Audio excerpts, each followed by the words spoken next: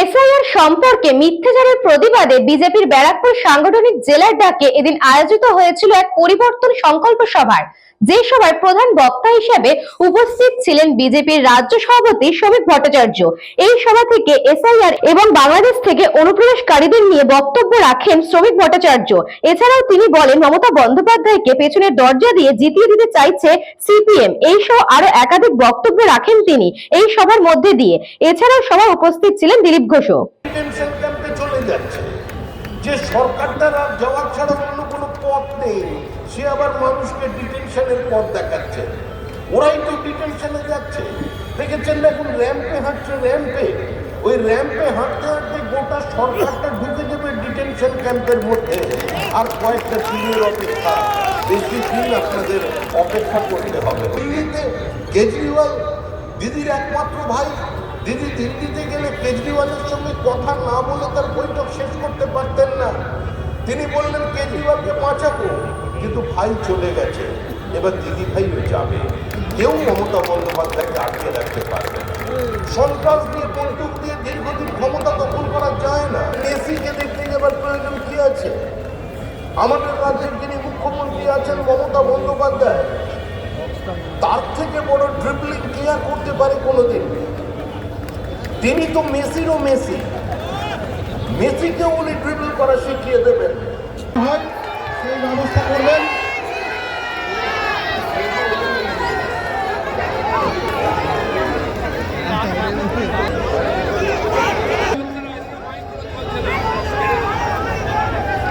আমি মাইক ম্যানকে বলবো, mic man ওইদিকে মাইক বাজছে না, আপনারা একটু আপনাদের দৃষ্টি।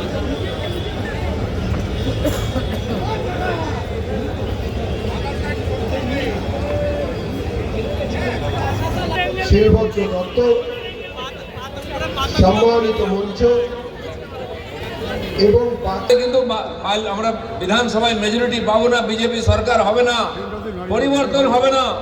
আর পরিবর্তন খালি সরকার পরিবর্তন নয়, পশ্চিমবাংলার আম জনতার জীবনের পরিবর্তন, আইন শৃঙ্খলা ব্যবস্থার পরিবর্তন, শিক্ষায় পরিবর্তন, স্বাস্থ্যে পরিবর্তন, প্রশাসনের পরিবর্তন, যাতায়াত ব্যবস্থার পরিবর্তন, কেন্দ্র সরকারের পাঠানো সমস্ত টাকা পয়সায় লুট চলছে, দুর্নীতি, তার পরিবর্তন। এই পরিবর্তনের জন্য আমরা এখানে এসেছি। মমতা ব্যানার্জি খালি নাম পাল্টান, আমরা নাম পাল্টাবো না, বাস্তব পরিস্থিতির পরিবর্তন করব। সেই জন্য আমরা লড়াই করছি। তারা পশ্চিম বাংলায় প্রতিদিন 200-250 করে স্ট্রিট কর্নার হচ্ছে। আর যখন শুরু হলো, দিদিমণি তার নেতা নেত্রীরা গর্জন করছিল, করতে দেবো না, হাত কেটে দেবো, পা কেটে দেবো, রক্ত গঙ্গা বইয়ে দেবো, গাছে বেঁধে দেবো। কি হলো? আজ সুর শুনুন, দিদিমণি কলকাতা থেকে কুচবিহার চিৎকার করছেন, ইলেকশন কমিশনকে চিঠি লিখছেন, বন্ধ করুন, বন্ধ করুন। কেন? ভাইপো যাচ্ছে ইলেকশন কমিশনে দেখা করতে, বলছে আমার কান মুলে দিয়েছে, আমাকে আঙুল দেখিয়েছে, আমি রাস্তায় গোড়াগড়ি দেবো, আমি সভা করব। কেন? এসআইআর তো সারা দেশে হচ্ছে, দু শব্দ নাই। বিহারে 65 লক্ষ নাম বাদ গেল, এখানে 1 কোটি যাবে, 58 গেছে খালি, বাকি রাজ্যে যাচ্ছে। এখানে মোড়া কান না কেন? না, মনে হচ্ছে কেন এসআইআর হয়ে গেলেই টিএমসি সরকারটা পড়ে যাবে। আর সত্যি সত্যি পড়বে। মমতা ব্যানার্জি জিতে আসেন ভবানীপুর থেকে, সেখানে 44,500 নাম বাদ গেছে। ববি হাকিম কি বলছেন? যত নাম বাদ দিন, আমাকে হারাতে পারবেন না। 66,000 বাদ গেছে, হিয়ারিং চলছে। শশী পাঁজার কাছে 54,000 বাদ গেছে, 70-72,000 পর্যন্ত একটা বিধানসভায় নাম কাটা গেছে। 2.5 লাখ, 3.25 লাখ যদি ভোটার হয়, 50,000 যদি বাদ যায়, ভাবুন আপনি, 15-20-25% ভুয়ো নাম আছে। আর তার থেকে 20-30,000 পেলে ওটাই লিড। বিজেপি টিএমসির ভোট গলায় গলায়, অনেক জায়গায় আমরা এগিয়ে আছি, খালি ভুয়ো ভোটটা মেরে দিয়ে জিতে যাচ্ছে, ওইটা বাদ যাচ্ছে, দুধ আর জল হয়ে যাচ্ছে। চলে যাবার সময় এগুলো হয়।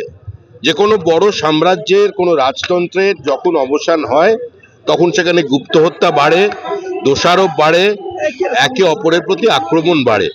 তৃণমূল যাবার বেলায় ওই 25-75-এর ভাগ নিয়ে কিছু সমস্যা আছে, সকলকে দিয়ে খাওয়ার কিছু একটা সমস্যা আছে, ওই নিয়ে সংঘর্ষ।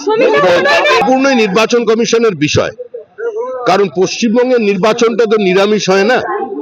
বিহারের নির্বাচনে কোনো রক্তপাত নেই, বুথ দখল নেই, অভিযোগও নেই বিরোধীদের। যে পরিস্থিতিতে রয়েছেন তার থেকে মুক্তির পথ খুলছেন পশ্চিমবঙ্গের মানুষ। St. Augustine's Day School, Barrackpur. Success for every child. Admission open 2026 to 2027. Contact number 900793 4555.